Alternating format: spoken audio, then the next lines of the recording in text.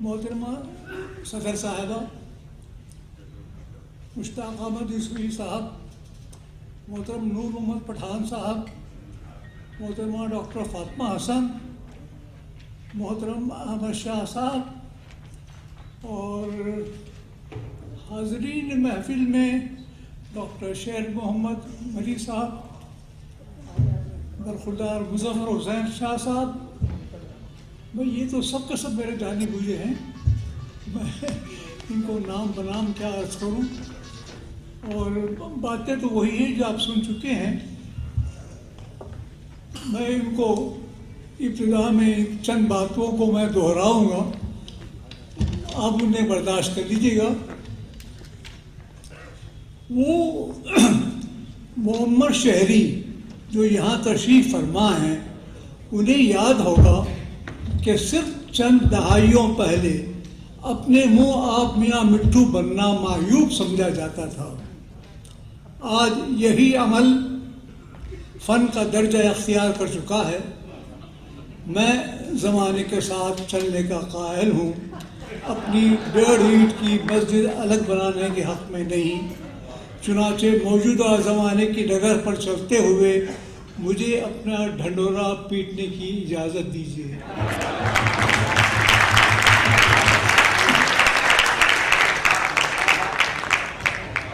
17 اکتوبر 1947 کو کراچی ایئرپورٹ کے راستے پاکستان میں داخل ہوا اور آج 63 سال سے شہر کراچی میں مقیم ہوں. الحمدللہ یہ جگہ بہت راس آئی. پیٹ کا دوزخ بھرنے کے لیے ایڈورٹائزنگ کا پیشہ اختیار کیا. 52 سال ایجنسی چلائی. 2 وقت کی روٹی پر قناعت کی. بفضل تعالیٰ بال بچوں کے ساتھ زندگی اطمینان و سکون سے گزار رہا ہوں. طرز حیات ایسی اختیار کی ہے کہ پیدا کرنے والے کی مہربانی سے اب تک کوئی دشمن نہ ہو پایا. فکر روزگار سے جو وقت بچا اسے شوق فضول اور جرت رندانہ پر صرف کر دیا. فیض صاحب بھی کیا چیز ہے. کہتے ہیں وہ لوگ بہت خوش قسمت تھے جو عشق کو کام سمجھتے تھے یا کام سے عاشقی کرتے تھے. ہم جیتے جی مصروف رہے، کچھ عشق کیا کچھ کام کیا. کام کی تفصیل ہے. 1946 سے یعنی 64 سال سے فوٹوگرافی کر رہا ہوں. 1933 سے یعنی پون صدی سے لکھتا اور چھپتا آیا ہوں. کلاسیکی موسیقی کا شوق یوں سمجھیے پیدائشی ہے. 80 سال اس کے سیکھنے میں لگا دیے. قابل توجہ بات یہ ہے کہ آج بھی 3 علتوں میں مبتلا ہوں. اور ہاں ایک نیا شوق پالا ہے. 60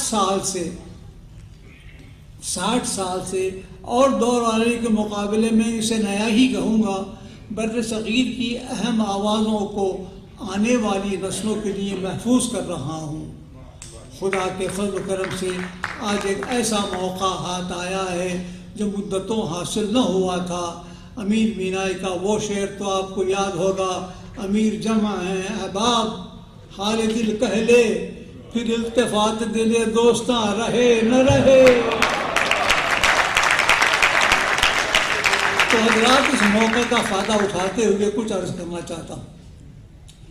اس میں شک نہیں کہ آوازوں کو محفوظ کرنے کے سبب ایک مختصر طبقے سے شناسائی ہو گئی ہے، مگر یہ بھی مد نظر رہے یہ کام ایسا نہیں ہے جس کی وجہ سے پاکستان بھر میں میری مشہوری ہو جائے. ترقی یافتہ ممالک کی بات اور ہے، وہاں اورل ہسٹری کو بلند درجہ حاصل ہے. مغربی دنیا کے باشندے اسے بڑی قدر کی نگاہ سے دیکھتے ہیں، لیکن ہمارے ملک عزیز میں شاید ہی چند باخبر ایسے ہوں جو یہ جانتے ہوں کہ اورل ہسٹری کس چڑیا کا نام ہے اور اس کی کیا اہمیت ہے۔ جیسا کہ میں نے تسلیم کیا ہے، اس فن کی بدولت ایک مختصر جماعت سے میری واقفیت ہو گئی ہے، لیکن آج بھی صورتحال یہ ہے کہ اس بھرے پورے شہر میں 94 سال کی عمر پا کر بھی بہت کم لوگوں سے واقف ہوں اور کم تر لوگ مجھے جانتے۔ میں مقررین کا بہت ممنون ہوں، انہوں نے میری عزت بڑھائی اور کام کو جاری رکھنے کا حوصلہ دیا۔ اکیڈمی ادبیات پاکستان نے ایک کتابچہ شائع کیا ہے جس میں بتایا گیا ہے کہ اس ادارے کو جولائی 1976 میں ذوالفقار علی بھٹو نے قائم کیا تھا۔ اس کے پہلے سربراہ A.K. روحی صاحب نامزد ہوئے، اس کے بعد ابو الحسن حفیظ جالندھری صاحب نے یہ عہدہ سنبھالا۔ آپ کی خدمت اقدس میں یہ عرض کرتا چلوں کہ ان دونوں لائق و فائق ہستیوں سے میری دیرینہ نیاز مندی رہی ہے۔ انہوں نے میرے غریب خانے کو بارہا رونق بخشی اور بے شمار دفعہ ریکارڈنگ سے نوازا۔ محترم حفیظ صاحب مجھ ناچیز سے عمر میں 16 سال بڑے تھے، لیکن ہم عمر دوستوں کی طرح پیش آتے تھے۔ ایک عید پر منظوم مبارکباد بھیجی۔ پہلا مصرعہ تھا السلام اے دوست لطف اللہ خان۔ ان کے بعد میاں سعد رسول رسا، پروفیسر احمد علی، احمد ندیم قاسمی، شریف کنجاہی، ڈاکٹر نبی بخش بلوچ اور کرنل شفیق الرحمان صاحب تشریف لائے۔ سوائے مکرمی رسا صاحب کے ان بزرگوں نے میری لائبریری کی سرپرستی کی اور صرف قابل احترام نذیر نادی صاحب نے نہ کیا۔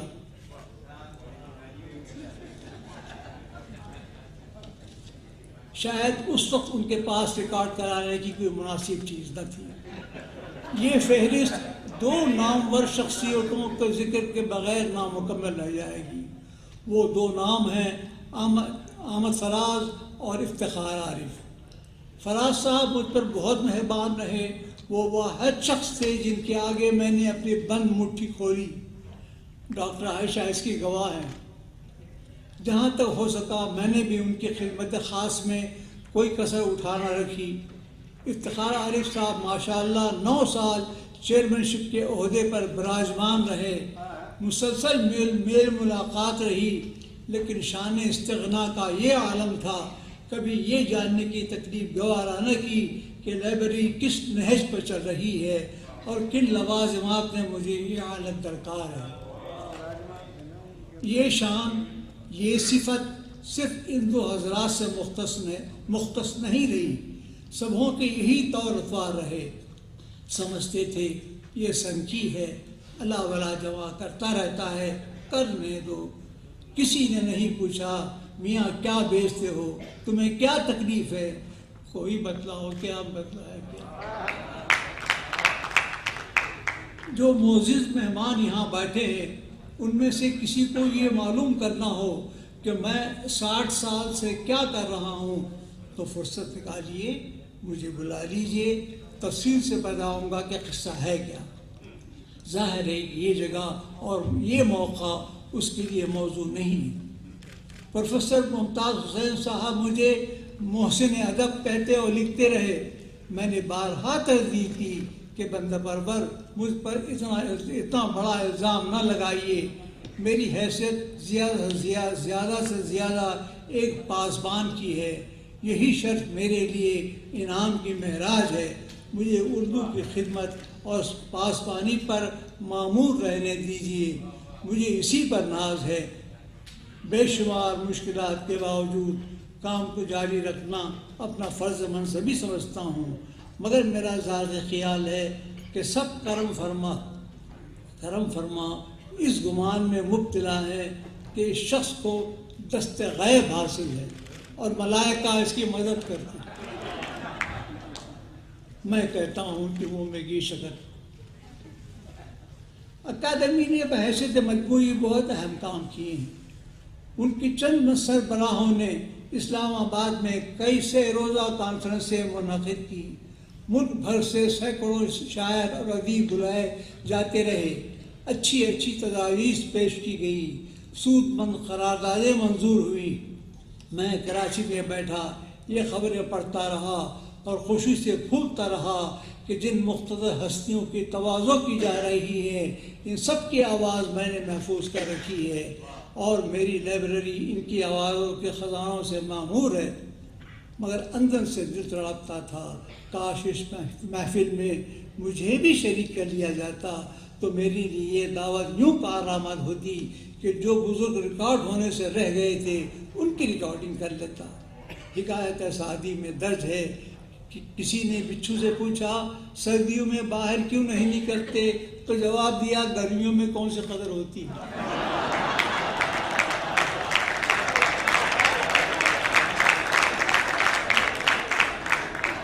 سن 1974 میں خیال آیا کہ وہ بزرگ ہستیاں جو علالت ضعیف العمری یا تنگ دستی کی وجہ سے اب تک کراچی نہیں آ سکی ان کی بیش بہا آوازوں سے میری لائبریری کیوں میں محروم رہ جائے.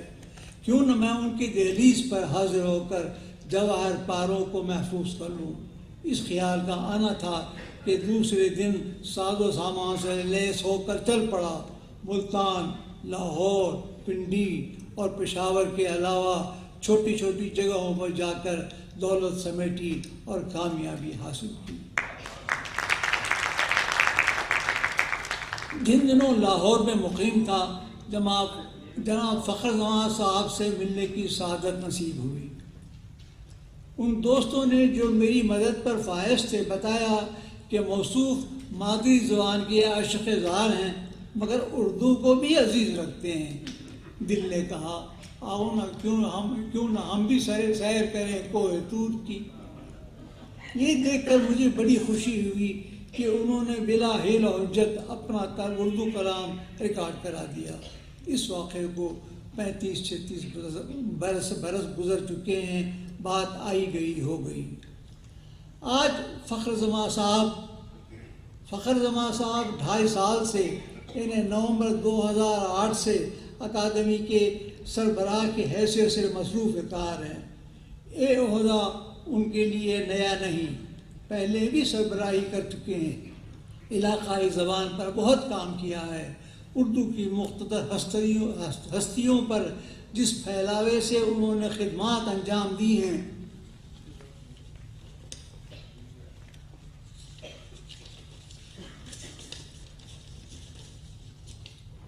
ان کی فہرست طویل ہے.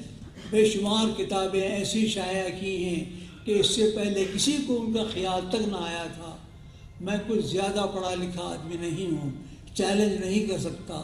درخواست کرتا ہوں کسی نے ایسا کام کیا ہو تو مجھے بتلا دے، ممنون ہوں. فخر زمان صاحب کراچی آتے رہتے ہیں. انہیں اور ان کی بیگم کو تصوف سے بے حد دلچسپی ہے. ڈاکٹر فاطمہ حسین تو ابھی اس موسم ان کی اہلیہ کا نام ہے، ابھی اس موضوع پر ایک اہم کتاب لکھ چکی ہیں. یاد رہے یہ کتاب سنگ میل لاہور نے چھاپی ہے، اکادمی کے خرچ پر شائع نہیں ہوئی. پی ٹی وی پر آج کل فخر زمان صاحب کا ایک سہمائی ہفتہ وار سلسلہ چل رہا ہے جس میں وہ ہر بدھ کو متفرق صوفی شعراء کے کلام پر بڑی تفصیل اور مہارت سے عارفانہ روشنی ڈالتے ہیں. کچھ عرصہ پہلے وہ اور ان کی اہلیہ محترمہ کسی صوفی کانفرنس کے سلسلے میں کراچی تشریف لائیں تو انہیں ایک مقامی کلب میں ظہرانہ دیا گیا.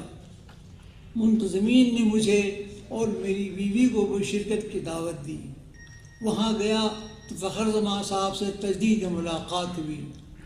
الیک سلیک ہو ہی رہی تھی کہ میری منہ بولی بیٹی ڈاکٹر فاطمہ حسن نے دور سے بآواز بلند کہا میں کل فخر زمان صاحب اور ان کی بیگم کو آپ کے ہاں لا رہی ہوں. میں نے کہا سر آنکھوں کا سچ تو یہ ہے کہ میں کیا اور میری بھی ساتھ کیا. بقول مظفر وارثی جو کچھ ملا بساط سے بڑھ کر ملا مجھے. میرا ایک اعزاز اور بھی ہے. آثار قدیمہ سے دلچسپی رکھنے والے مجھے پاکستان کا سینئر موسٹ آرکائیوسٹ گردانتے ہیں۔ یہ اس لیے کہ میں نے اپنے گھر میں ایک چھوٹا سا کباڑ خانہ سجا رکھا ہے۔ اس میں دنیا جہان کا علم غلم شامل ہے۔